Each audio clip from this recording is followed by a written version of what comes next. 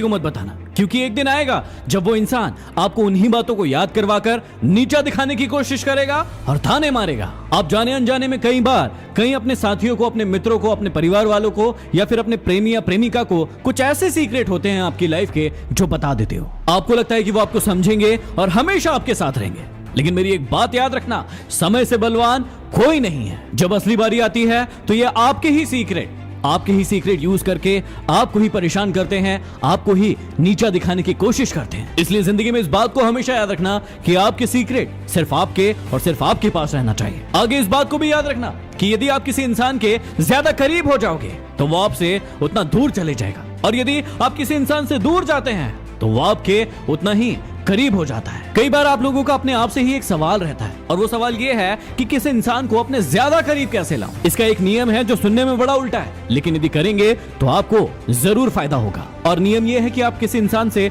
जितना दूर जाओगे वो इंसान आपको उतना ज्यादा चाहने लगेगा और आपके पास आने की कोशिश करेगा, लेकिन जितना ज्यादा आप उसके पास जाएंगे वो आपसे उतना ही ज्यादा दूर हो जाएगा। और हाँ, आगे याद रखना कि यदि आपको किसी से मोहब्बत है तो उस पर कभी शक मत करना, और यदि किसी पर शक है तो उस इंसान से कभी मोहब्बत मत करना। अब इंसान मोहब्बत और शक दोनों एक साथ कर लेता है, करता रहता है और खुद की जिंदगी भी बर्बाद करता है और सामने वाले इंसान की भी जिंदगी बर्बाद कर देता है। जिंदगी में एक दोस्त ऐसा जरूर बनाना कि यदि भगवान को आपकी बहुत याद आई और आपको उन्होंने अपने पास बुला लिया तो वो आपका दोस्त आपकी पूरी फैमिली को संभाल सके। आज दोस्ती के मायने बहुत बदल गए हैं। आज दोस्ती सिर्फ और सिर्फ मतलब की रह गई है, लेकिन हर इंसान की जिंदगी में एक ना एक दोस्त ऐसा होना ही चाहिए जो बिना मतलब के आपसे दोस्ती करे। और जब आप कभी भी अपनी जिंदगी के सबसे बुरे समय में हो, उस समय वो दोस्त आपकी हमेशा मदद करे। गीता जी में एक बात लिखी है जिसे आपको हमेशा याद रखना है, निराश मत होना, कमजोर आपका वक्त है,